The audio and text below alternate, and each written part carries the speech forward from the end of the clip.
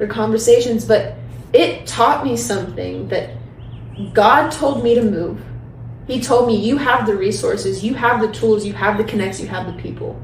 And Hey everyone, welcome back to Coffee and Crystals. I'm Katie Cronister, your yoga instructor, your host, and if you're new here, welcome. We talk about yoga subjects. I have 500 hours of yoga teacher credentials. I am also a writer. I am currently writing my first book, so I use Coffee and Crystals as a way to thread in yoga topics, my stories, tell a lesson. Hopefully we all are on the same page of self-development. So this podcast will give you some wellness nuggets. I introduce you to friends and family that show up with integrity. They're entrepreneurs. They love bettering themselves. So I'm so glad that you're here. Today on this show, you are re-meeting Hannah Maile. Hannah Maile is one of my very best friends here in LA. You last met her in 2023, where we first connected. She is the founder of West Hollywood Run Club. I met her in the community. She was actually at a yoga class that I was teaching at the Mondrian, and then I was also working with a brand that was collaborating with the Fit Girl Club at that beautiful hotel on Sunset, and we started talking about running and community, and she invited me to her West Hollywood Run Club, and I started running with her in 2023, and ever since then she has become a really special person in my life. So I'm excited to have her back on the show.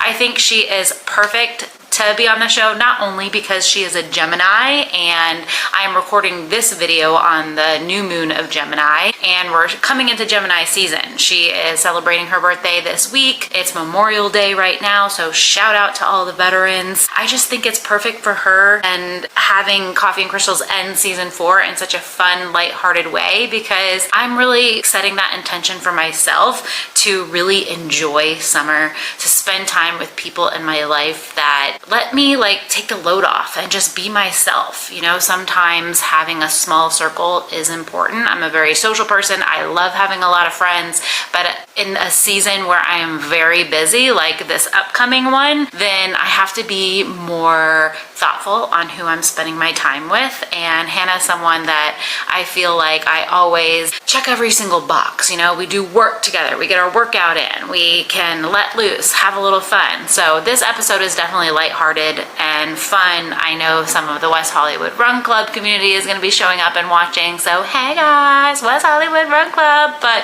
Hannah Maile is also a commercial real estate agent here in LA. No big deal. She's on the deal of the Hollywood Mountain, and she's just a fun gal. Excited to yap with her. It's also, like I said, Memorial Day right now, so shout out to Lincoln Bender. It is his birthday today. If you don't know who that is, the OGs do. Lincoln Bender is the first guest that was on Coffee and Crystals. He is my nephew, and he is 11 today, so lucky number 11. Hopefully Lincoln Bender and I will be in person together when we record next. He comes on every year to celebrate the anniversary in October of Coffee and Crystals. So my idea for Lincoln and I is that I will record in their new home in Estero in October for his 4th appearance. 4 years of Coffee and Crystals this fall. Wow, that's exciting. But the reason for the pause, that's what I was getting at. Hannah is going to be the last guest of season 4, and we're going to take a longer pause before I jump into season 5. And I've talked about the whys already, but just another little recap if you're new to the show today. We are taking a longer than usual break on Coffee and Crystals so that I can focus on finalizing the first round of publishing for my book that I'm dropping this year. So I have a lot of chapters to finalize, so I'm going to utilize some of that time to write this podcast. I asked Hannah a lot of the questions that I'm using as writing prompts right now, so I thought it would be fun for you guys as you dive into longer days with your friends and family to use these questions, because it stirs up a lot of memories and it just creates really good, fun conversations with the people you love. I hate boring conversations. I like fun questions, and I like questions that really get to the heart of who people are. So one of the reasons I love this episode today. This episode definitely feels like summer to me. It's lighthearted but intentional.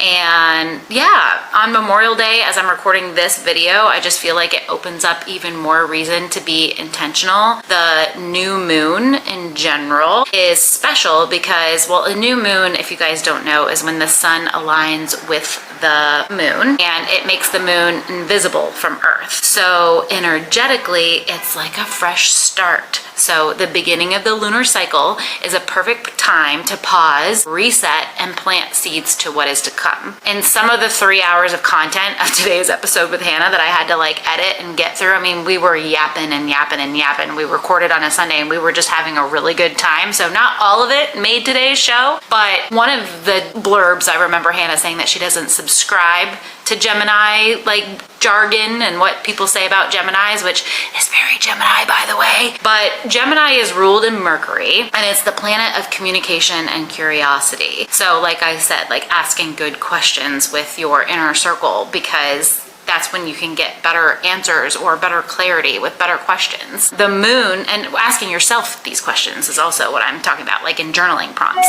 This moon nudges us to speak our truth. It nudges us to learn something new. It helps us connect with others in meaningful ways, like I was saying. And yeah, journaling, decluttering. You guys know I loved a good purging exercise. Meditating, sitting in silence, going inward. Now is the time around the new moon so you can be super clear what it is that you're calling in, and having heartfelt conversations. It's the only way, I think, to true clarity and creativity is when you surround yourself with people that you can have honest, good conversation with. And that's definitely what's happening in this episode. The new moon is also in the Hindu religion is a sacred moment to connect with your ancestral wisdom, your tribe. Hannah and I talked a little bit about our memories with some people that are special in our lives on today's episode, and it's definitely a time to go slow and inward. So Gemini season, welcome. You're right on time to do all those things and be inspired by today's episode. So a little recap on Iowa. Everyone who was watching me on social media was like, why are you in Iowa? So I was in Iowa because one of my girlfriends that I met when I was working at Travis Matthew, we worked together for 4 years. We traveled to Hawaii, Palm Springs, all over Southern California together. We just created a really special bond when we worked together. And I knew Andrea before she met her now husband, Keegan. And it was just seeing them both evolve since they met each other is really beautiful. So I always love standing in and supporting a good, pure love like them. So shout out to Andrea and Keegan.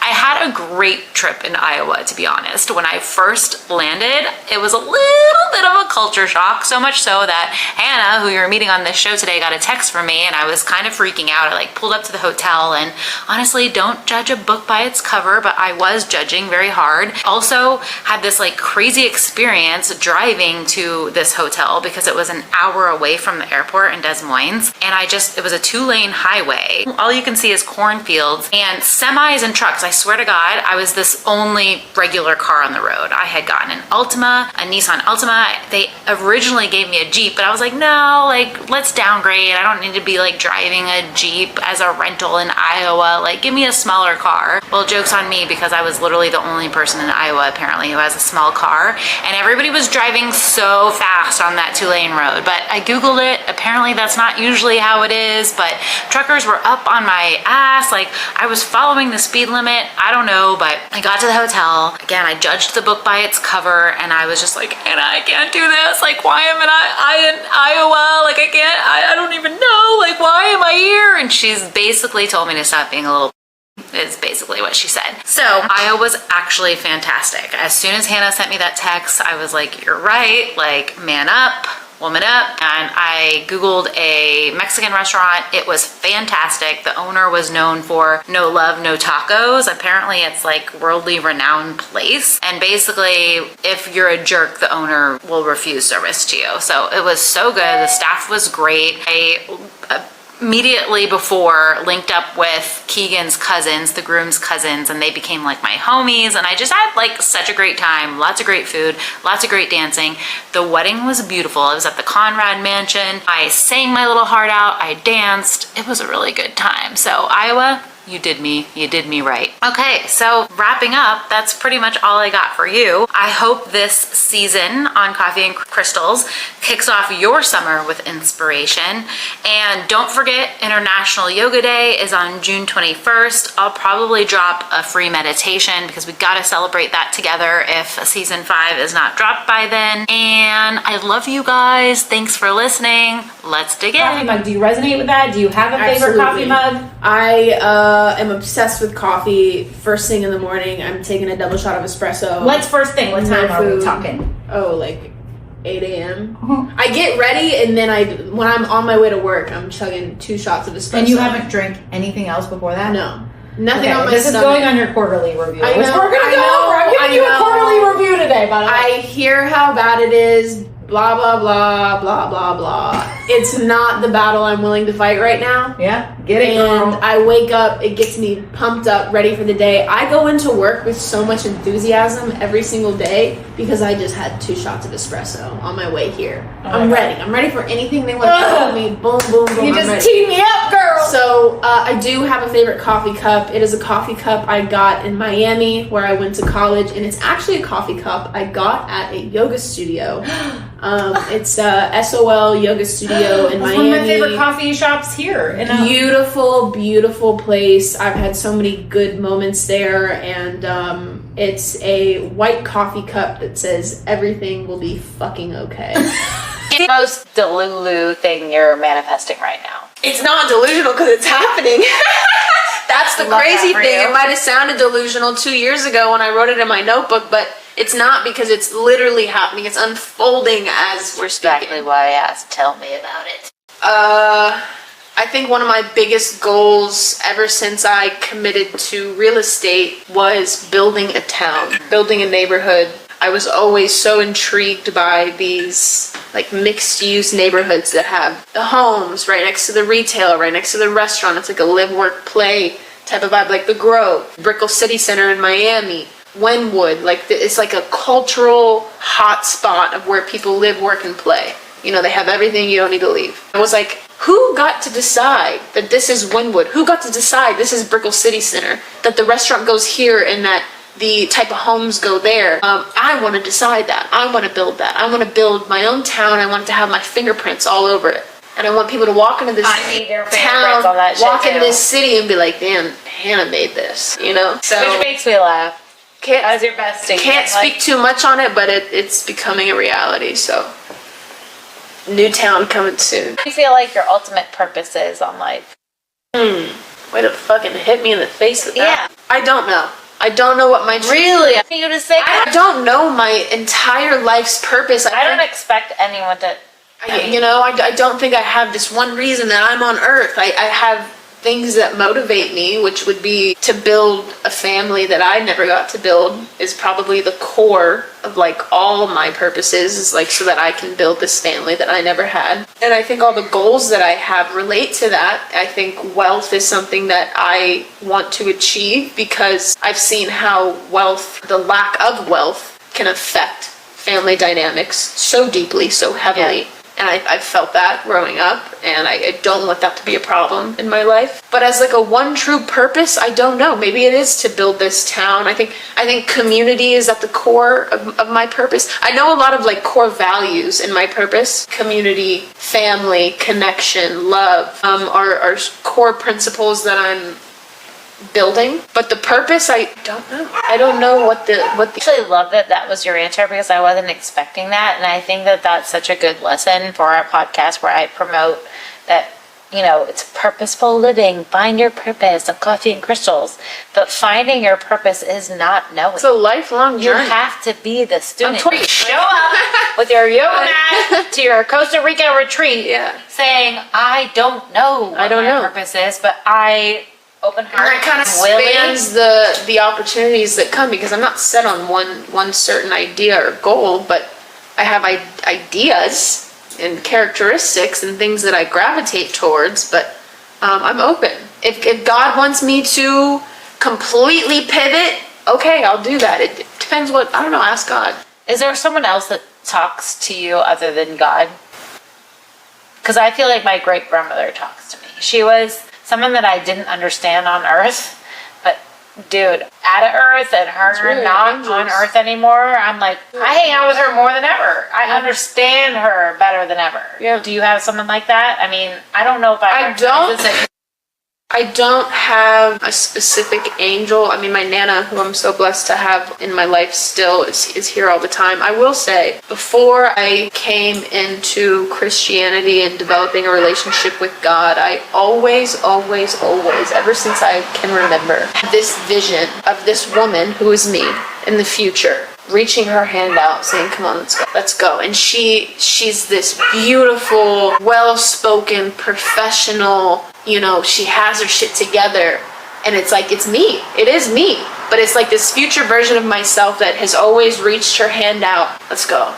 Like I'm down here and she's above me talking about, come on, like, let's go to the next stage, next chapter. And so I've always had this vision of this very well put together, well-spoken, professional, loving, like the highest version of myself I have a picture of. And she has pulled me towards, but I think I've also come to realize that it's an image of God. That's what's changed for me recently, is like, when you put all this, like, I can do it, and it's me, and it's I'm leading myself, I think that became dangerous for me, because you put all this pressure on you, and like, I must know how to get there because she's up there. And that's that has been the shift for me, is it's not actually me and my highest self. It's actually this image of God that God has given to me to be like, this is what is possible, but it's led by God. God is the ultimate authority in my life. It's not me. And I love that, and I love that I've surrendered to that, because it takes the pressure off of me. Because I love this girl.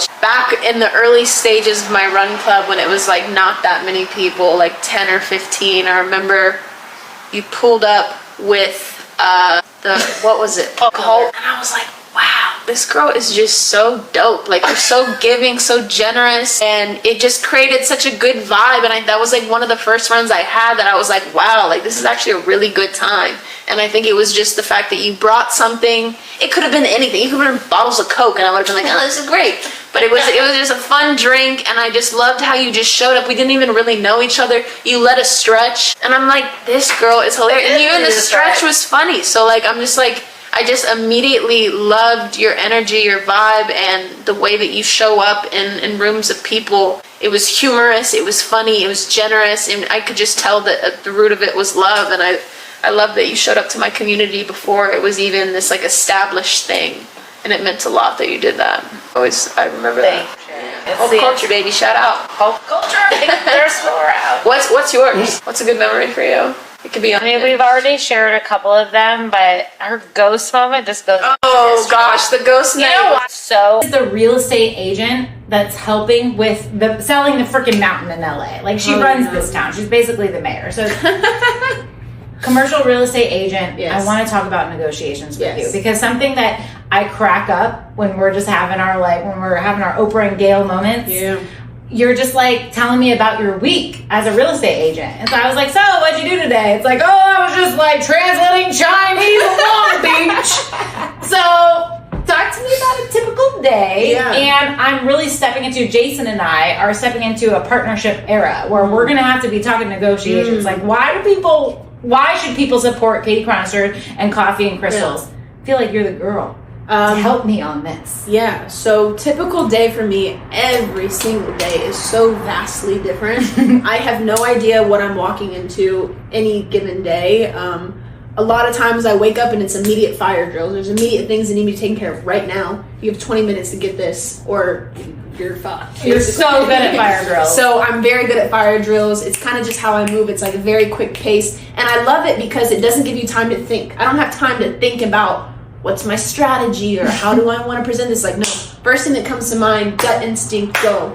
And a lot of times that works for me. I like moving fast. My days are just very, very fast, quick paced. You have to be able to pivot quickly. Deals. Like it's like a multiple clients in one day. So I'm never on one track. It's always very different. Whatever is. Millionaires are interesting people, I would say. I think that they are insulated from a lot of the typical like market things that other investors might not have to be aware of, like interest rates, or because they have all the cash in the world. They don't really care if the interest rate is 5, 6, 7%. They don't give a fuck. They're paying cash.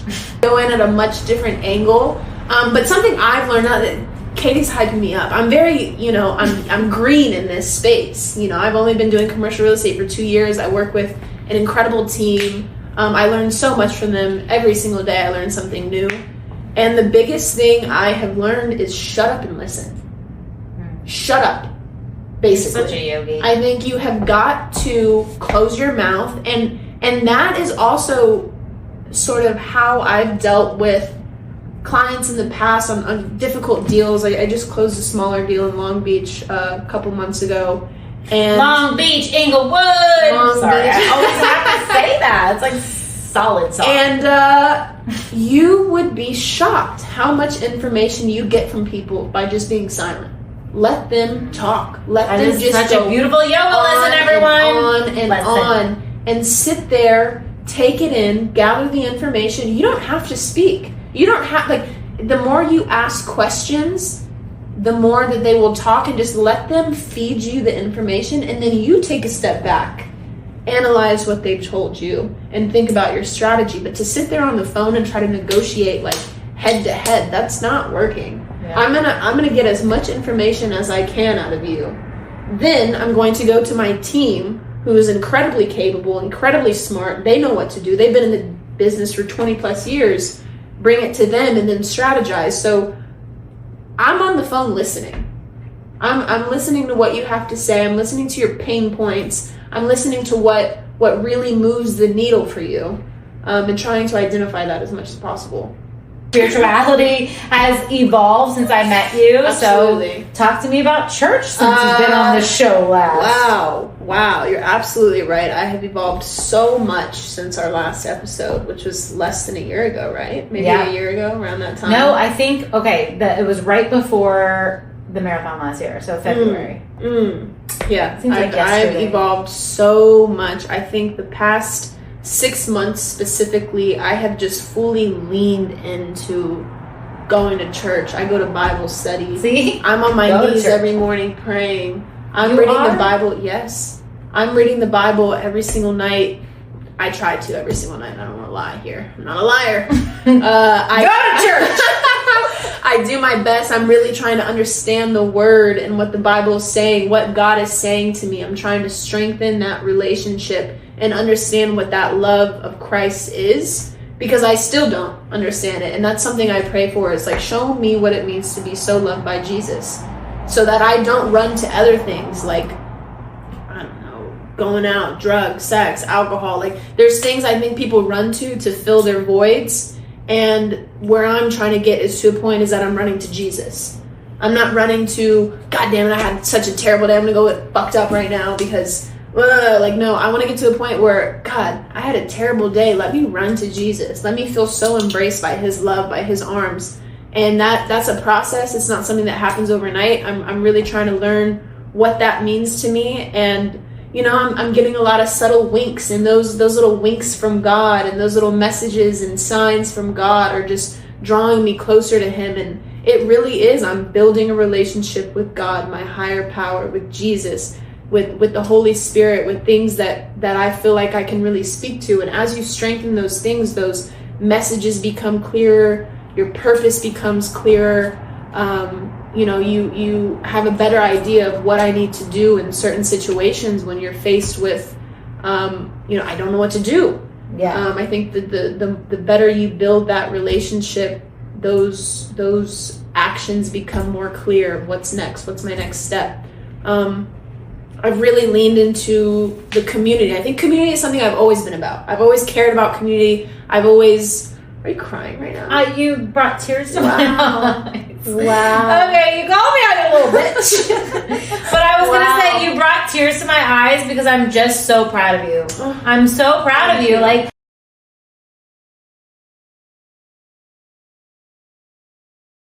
I just watch how you deal with the community and how you interact with others and how just the way that you move in life is so inspiring.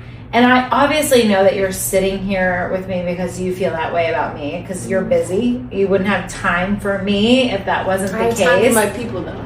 Yeah, but I'm just so, like, I'm crying because I'm so proud of you, because I will say wish, because I'm always big on, like, no regrets. But I do actually wish that I had the head that you have on when I was your age. And that always makes me feel like your old friend when I say stuff like that to you. But you need the old friend in your life. Absolutely. I've always gravitated towards older people.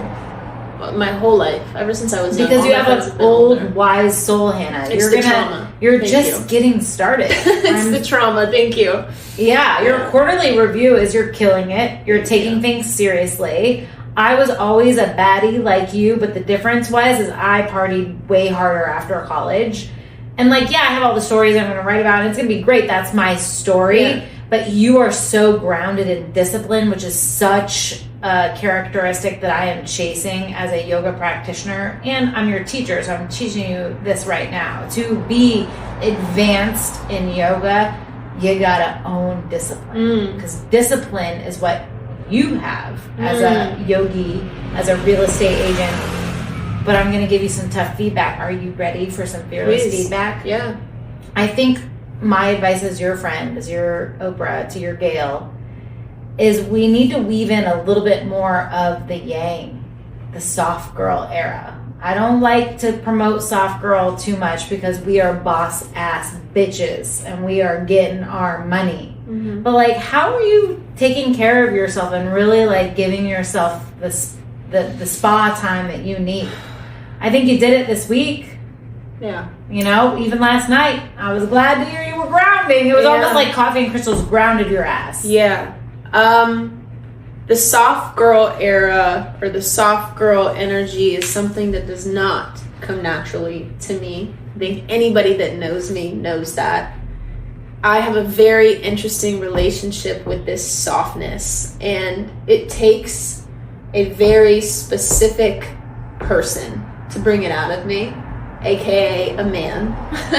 Masculine energy. I think masculinity should attract feminine energy, right? And I think a specific, but this is what I hate, is that I don't want to be dependent on a man for my softness to come out, but that's where I'm at right now, because everything in my life, everything I've done has been a result of me and God. You know, God is something that brings a softness out of me, and prayer and meditation. But even the things I do for self-care are so intense and crazy, like cold plunges, or like steam rooms until I feel like I'm gonna die. Like that's what I do to cold plunges. I'm not mad about. But it's not a soft intense. It's a very intense. Like, oh yeah, get fucking hot, man. Like, sit in this cold plunge for 5 minutes. Like, I'm not talking to myself softly in those cold plunges. I'm not talking to myself softly when I'm sitting in the steam room for 20 minutes until I can't breathe. That's why I'm bringing it up. It's a lot of fire. So I have a lot of fire, and the softness is difficult for me. It's something I'm still learning about, of where my softness is.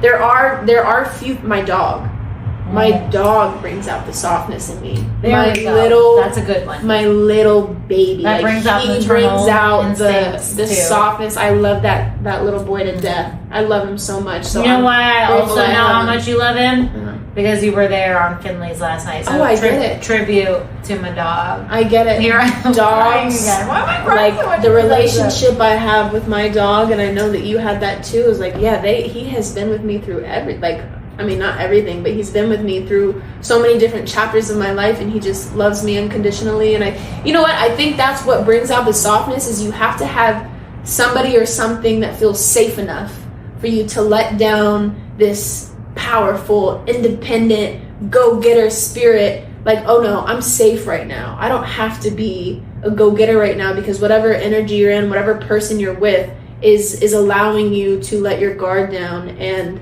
that, I'm working on it.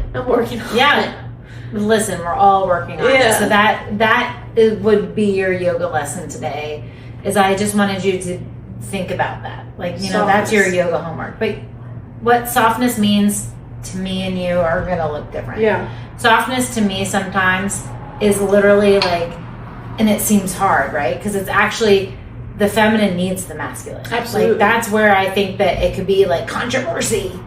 Like, No, I believe you need masculine energy to be in your feminine divine. Yes. You can't be fully a queen without your king. A very independent woman. Mm-hmm. I think the ways you can practice this is like when you don't feel like doing, like making your own food, the masculine would be going to the grocery store and getting your own ingredients. The feminine, I'm a DoorDash girl. Yeah, so the feminine would be taking the masculine energy, going to Trader Joe's. Yeah. And then you drop into your feminine. This is serious stuff, guys. This will change your life. Light a candle.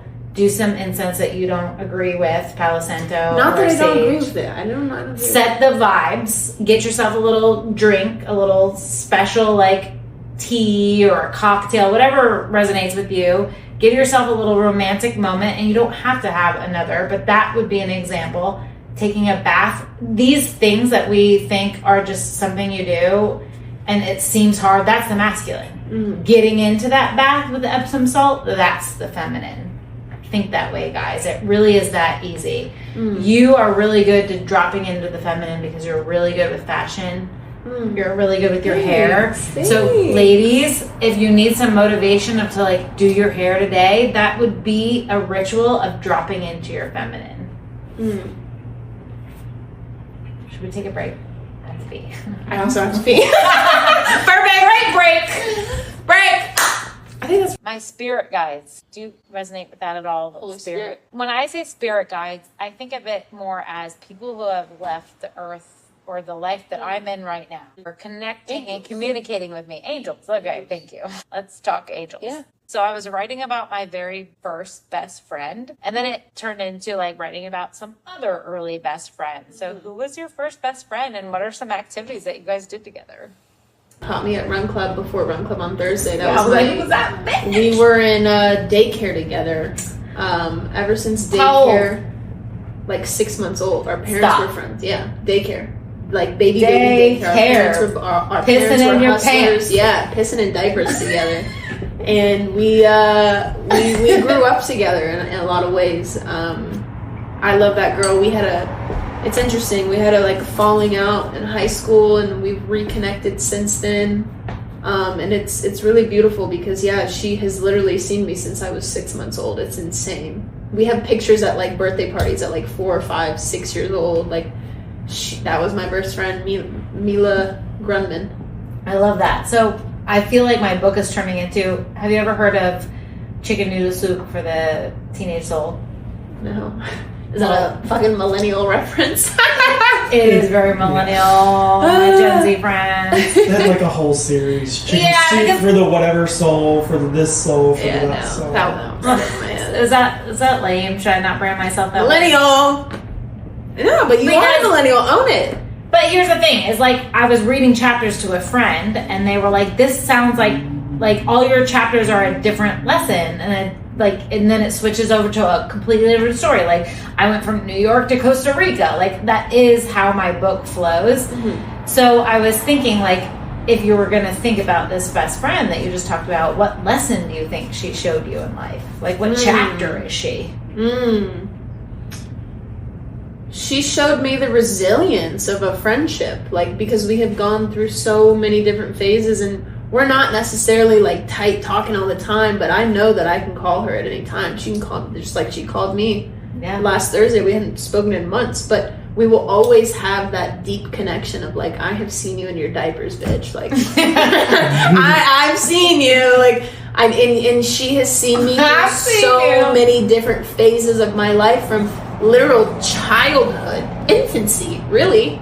Infancy. It's a weird age. And childhood, and my parents getting divorced, the things that she went through growing up when we were really young, through the awkward stages of middle school, she has seen every man in my life that has come and gone, and she has seen me, through my college phase, and she's seen me excel in my career and bring these dreams that I had from such a young age that we might have spoken about in like middle school, high school, to see it come to fruition. Like she has seen the entire process from start to finish. So I think that bond is such a special, you know, like once in a lifetime type thing. Like she has really truly seen me through all stages of my life. It's insane. Whether she was like right by my side and best friend during that stage or not, she knew what I was doing. We were on Instagram and went through elementary she school, knows me. She's on my school. Instagram. Like, you know, like she's always kept in touch with what I'm doing, even if we're not speaking. So, you know, I think that's just a really resilient friendship that I'm grateful that we were able to reconnect and still be there for each other, whatever that means right now. I don't know. I just love that I just got your girl a really good reel or story. Shout out Maile Grunman. Yeah, Maile. That's insane. That's crazy. Yeah. I mean, it's good to think about. What about your first crush? I was so creepy, which probably doesn't shock you. I'm kind of still creepy. I mean, creepy it just depends on who, like, I don't know. My perspective is I'm just bold, you know? When I date and when I like someone, I can be a little bold. Yeah. They can come off as creepy. Yeah. But I want to talk about your first crush. Wow. Because some of my passwords are like my first crush's name. That's creepy. Oh, shit, I'm ruining it. No.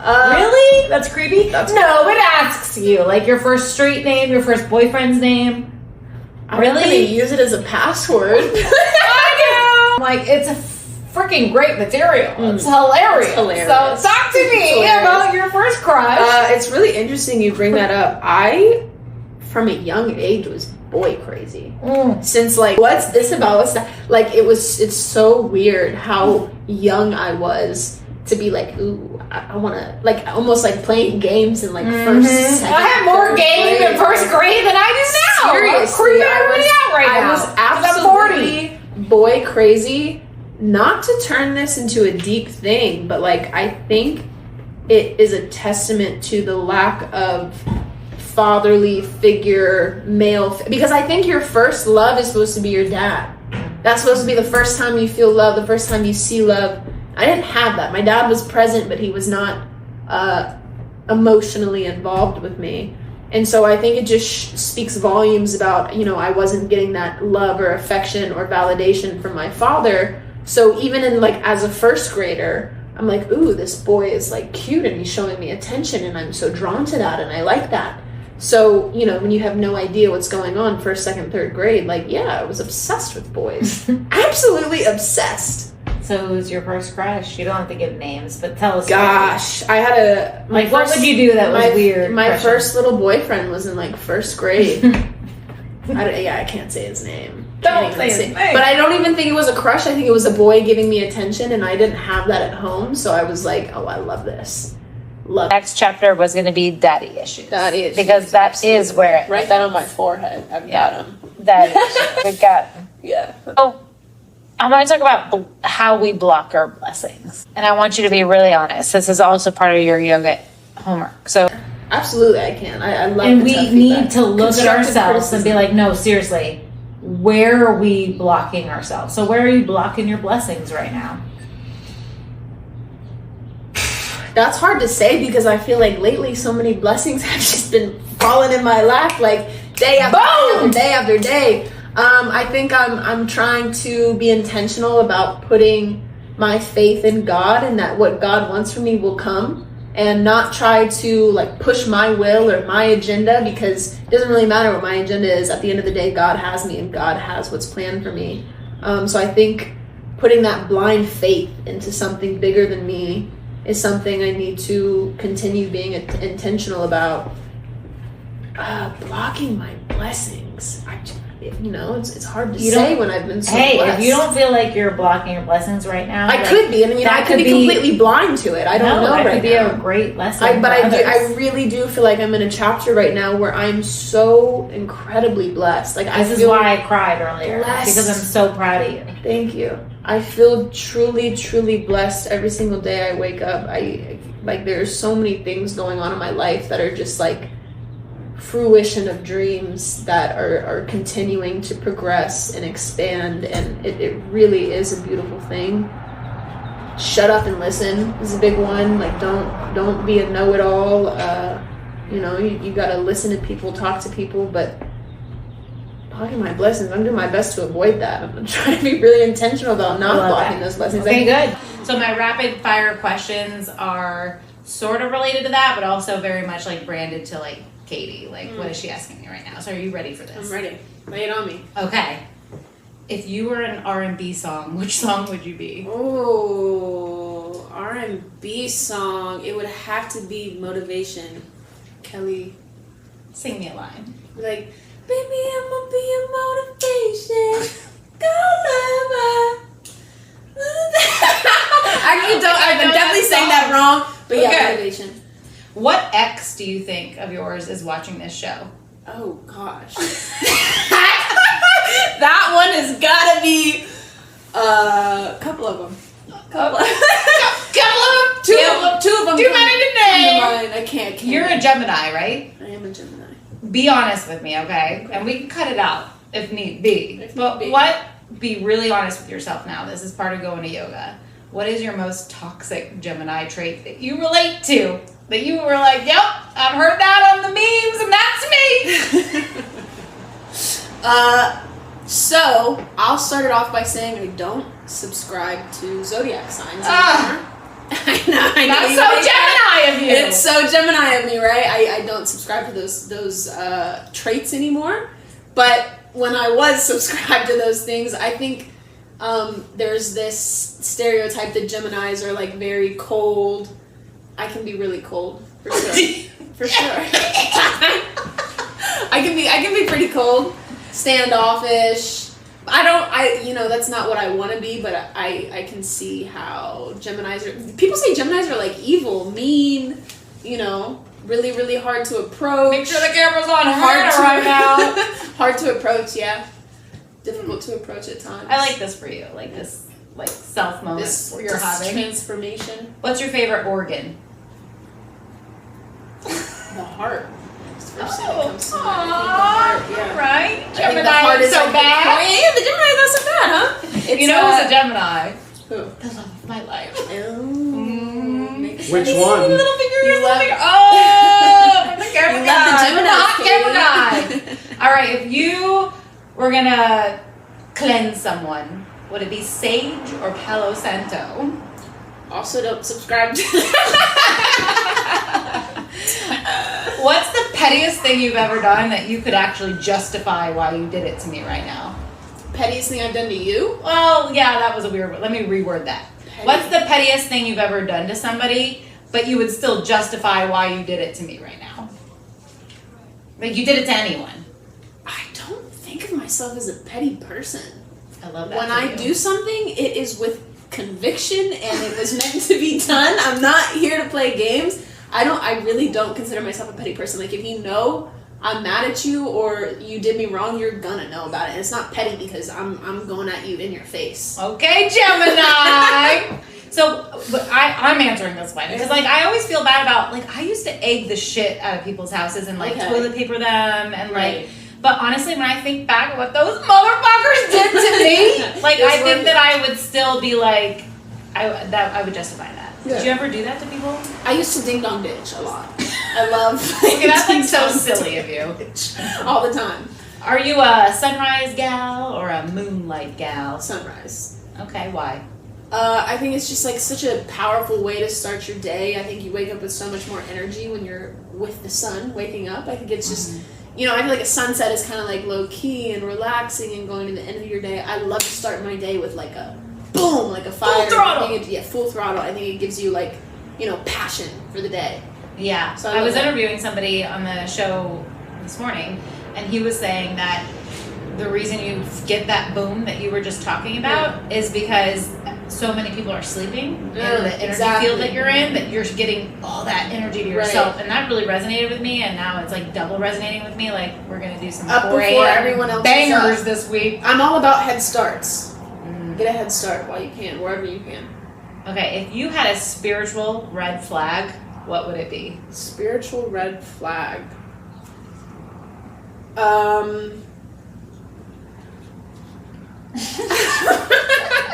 I try to be good. I try to not bring red flags into my spiritual practice. I think my spiritual practice is so special and sacred to me that I don't know if I have any. Is that Gemini of me to say? I don't have any red flags. No, I think it's just a weird question. Yeah.